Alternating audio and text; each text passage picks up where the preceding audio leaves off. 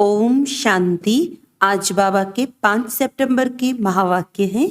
बाबा ने कहा, मीठे बच्चे, सत का संग एक ही है जिससे तुम्हारी सदगति होती है, आत्मा पावन बनती है।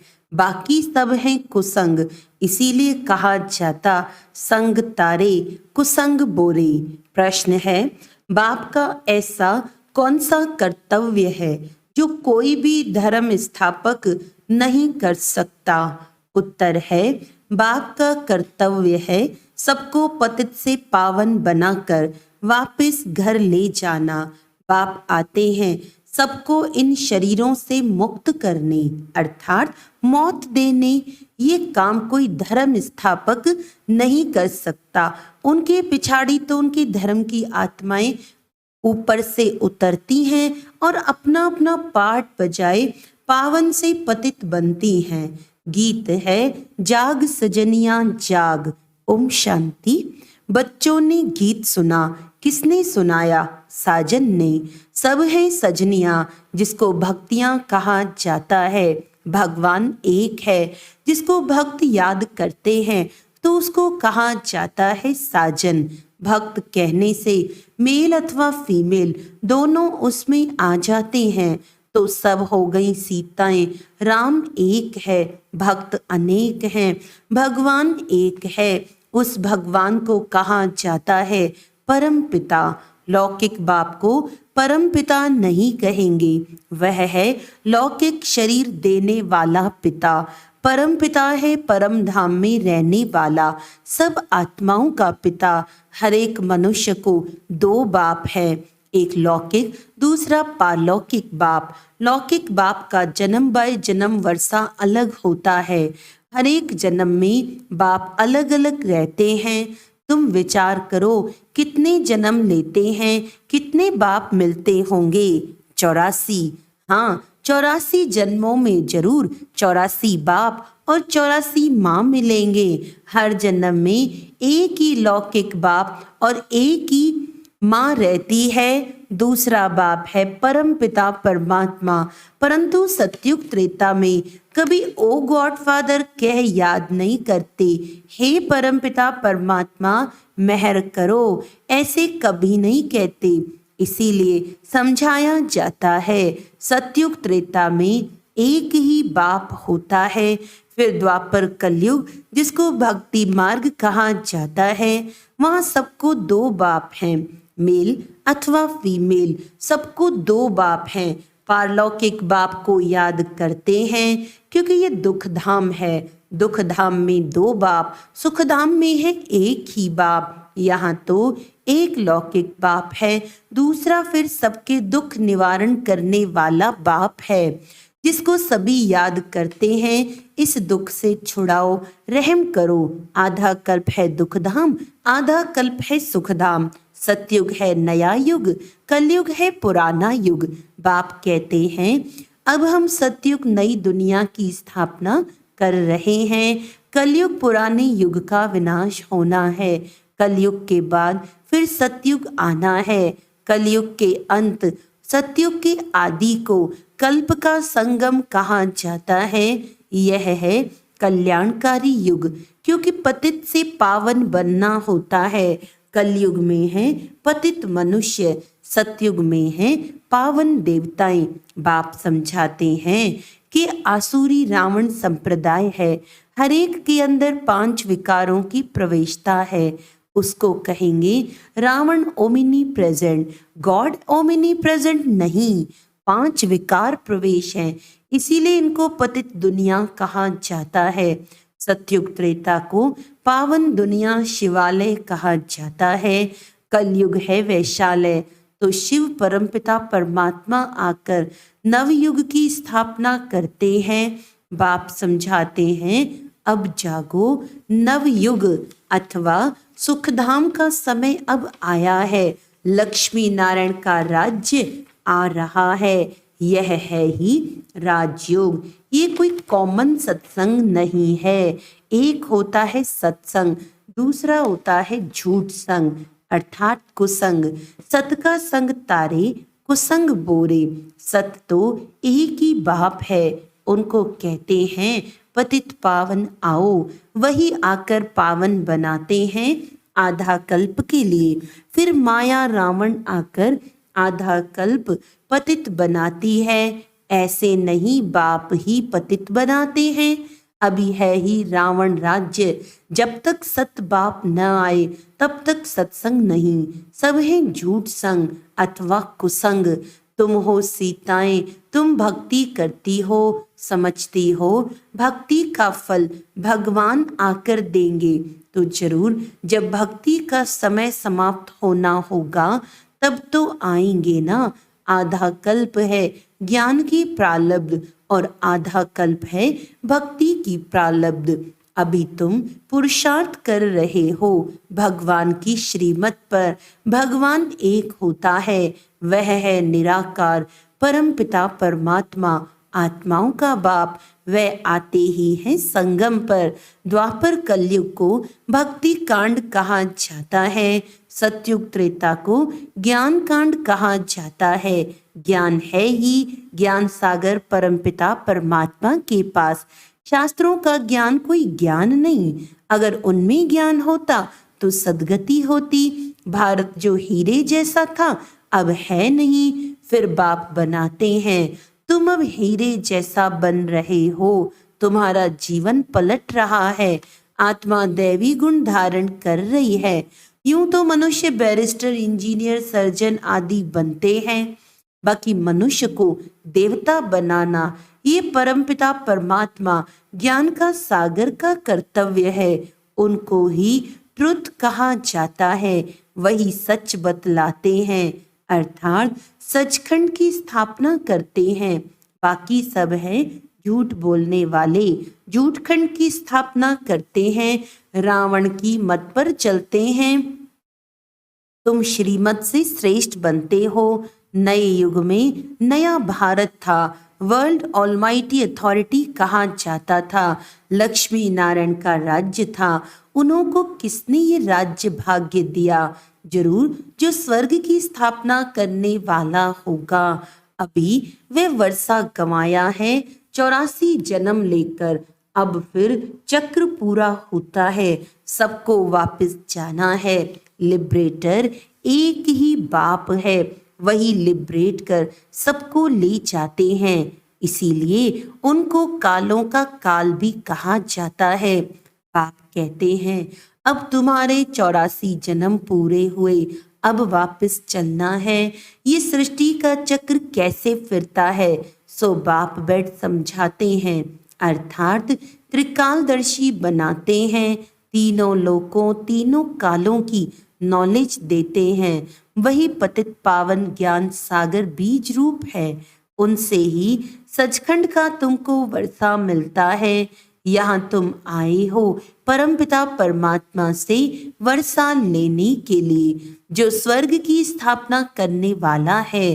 तुम जानते हो हम ही फिर स्वर्ग के मालिक बनेंगे। सतयुग के लक्ष्मी नारायण आदि को कहा जाता है डिटी रिलीजन। वह है श्रेष्ठ धर्म। उन्हों का धर्म भी श्रेष्ठ है तो कर्म भी श्रेष्ठ है। वहाँ भ्रष्टाचारी कोई नहीं रहते। द्वापर कलयुग में फिर एक भी श्रेष्ठाचारी नहीं रहते। बाप को भूलने के कारण ही बुरी गति होती है। फिर बाप आकर पतित से पावन बनाते हैं। धर्म स्थापक कोई पतित से पावन बनाने नहीं आते। पतित पावन तो एक ही बाप है, वही सच्चा गुरु है। बाकी वह तो आकर अपना धर्म स्थापन करते हैं। ऊपर से पावन आत्माएं आती हैं, फिर पतित बनती हैं। इस समय सब पतित हैं, सबको पावन बनाना बाप का ही काम है। वही पतित पावन है। गुरु नानक ने भी उस सतगुरु की महिमा की है। इस पुरानी दुनिया के विनाश के लिए ही ये महाभारत लड़ाई है, बाकी ऐसे नहीं। तुमको लड़ाई के मैदान में ज्ञान देते हैं। ज्ञान के लिए तो एकांत चाहिए, 7 रोज भट्टी में रहना पड़े। बाकी तो है भक्ति की सामग्री। भक्तों में भी कोई बड़े तीखे तीखे होते हैं। रुद्रमाला भी है तो भक्त माला भी है। वह है भक्तों की माला, ये है ज्ञान माला। ऊपर में शिव, फिर युगल दाना, फिर है उनकी वंशावली। जो माला मनुष्य सिमरते हैं, राम राम कहते रहते हैं क्योंकि दुखी हैं। रावण संप्रदाय राम को याद करते हैं कि आकर अपना बनाओ। अभी तुम ईश्वरीय गोद में आए हो। वास्तव में सब आत्माएं परमपिता परमात्मा की संतान हैं। मनुष्य सृष्टि प्रजापिता ब्रह्मा की संतान है। प्रजापिता ब्रह्मा द्वारा मनुष्य सृष्टि रची है। आत्मा तो अविनाशी है, आत्माओं का अविनाशी बाप है। अभी तुमको दो बाप हैं, एक विनाशी, दूसरा अविनाशी। ब्रह्मा भी शरीर छोड़ देते हैं। शिव बाबा को तो अपना शरीर है नहीं, वे तो जन्म मरण रहित है। जन्म मरण में तुम बच्चे आते हो। तुम आदि सनातन देवी देवताओं के ही 84 जन्म है। हिसाब है ना। गुरु नानक को तो 500 वर्ष हुए, तो इतने में 84 जन्म कैसे लेंगे? बाकी लाखों जन्म की तो बात ही नहीं। बाप समझाते हैं अभी सबके जन्म आकर पूरे हुए हैं, फिर नए सिर खेल सतयुग से शुरू होगा। सतयुग में तो थोड़े चाहिए, बाकी इतने सब कहाँ जाएंगे? उन्हों के लिए ही ये भंबोर को आग लगनी है। इन बॉम्ब्स, नेचुरल कैलेमिटीज आदि से सब खत्म हो जाएंगे।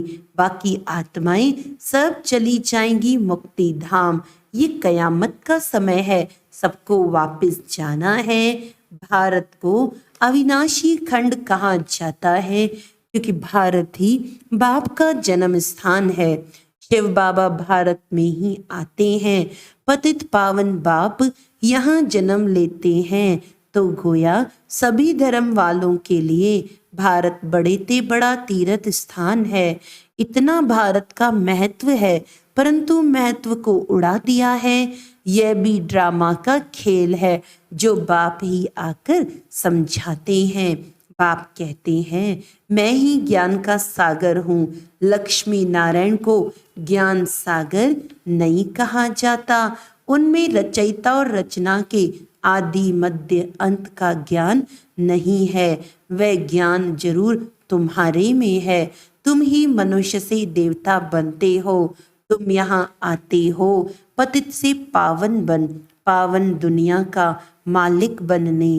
बाप आत्माओं से बैठ बात करते हैं। निराकार बाप इनकी ऑर्गन्स का लोन लेकर पढ़ाते हैं। तुम्हारी आत्मा भी इन ऑर्गन से सुनती है। बाबा ने समझाया है आत्मा स्टार है जो ब्रिकुटी के बीच रहती है, और वह बाप है सुप्रीम आत्मा। वह सुप्रीम आकर इनको आप समान सुप्रीम बनाए साथ ले जाते हैं। सब आत्माओं का गाइड है। उनको ही दुख हरता सुख करता कहा जाता है। दुख से तुमको लिबरेट कर ले जाएंगे। सतयुग में दुख होता नहीं। नवयुग की नॉलेज भी नई है ना। ये बातें मनुष्यों ने कभी सुनी नहीं है। भले अच्छे और बुरे मनुष्य हैं, परंतु हैं सब पतित। तब तो गंगा पर स्नान करने पावन बनने जाते हैं। गंगा का पतित पावनी नाम रख दिया है।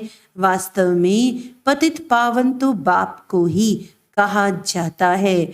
पतित दुनिया के बाद फिर पावन दुनिया की स्थापना होती है।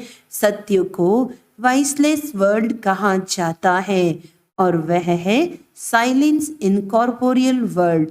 आत्माएं यहाँ आकर पाठ बजाती हैं। पाठ है 84 जन्मों का।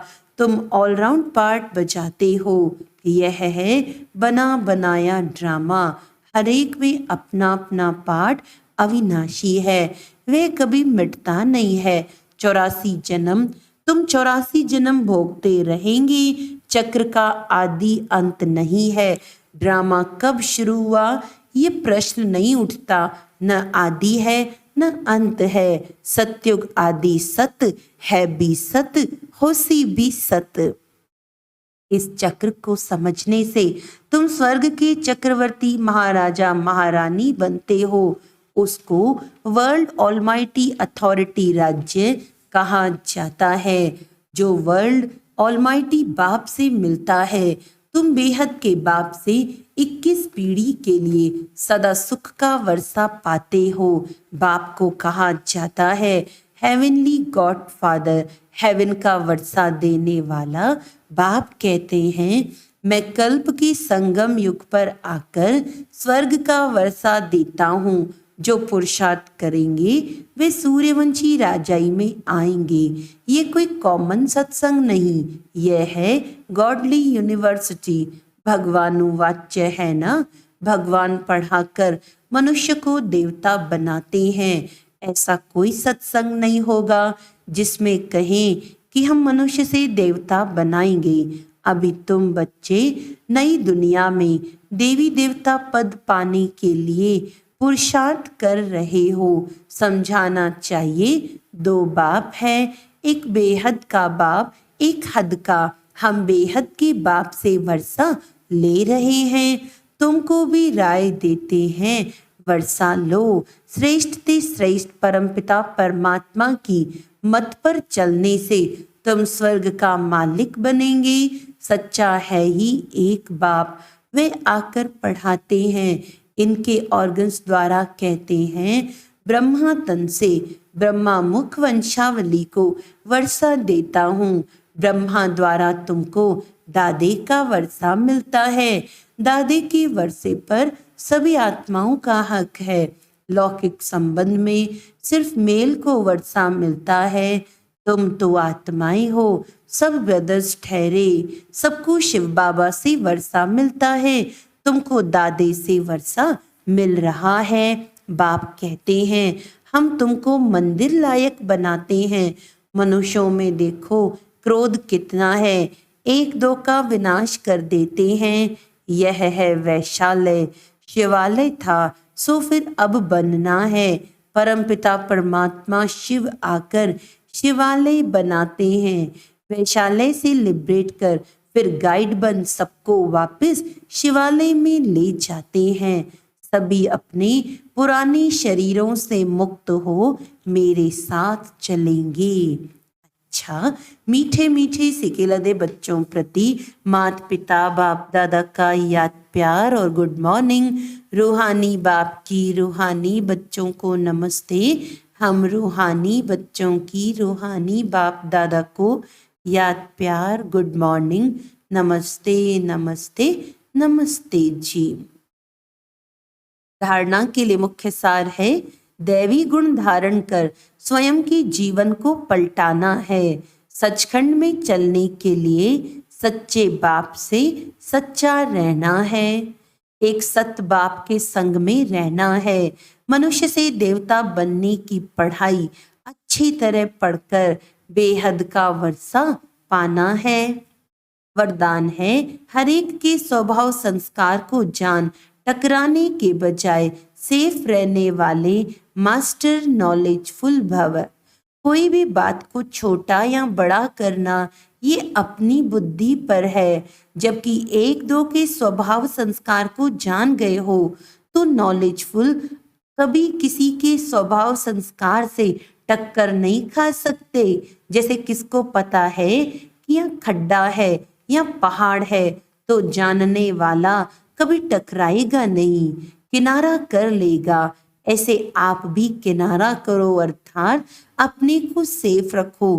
किसी काम से किनारा नहीं करो, लेकिन अपनी सेफ्टी की शक्ति से दूसरे को भी सेफ करना, यही किनारा करना है। स्लोगन है उड़ती कला का अनुभव करना है तो सदा भाग्य और भाग्य विधाता की स्मृति में रहो। आज का व्यक्त इशारा है यह युग उड़ती कला का युग है। ब्राह्मणों का कर्तव्य ही उड़ना और उड़ाना है।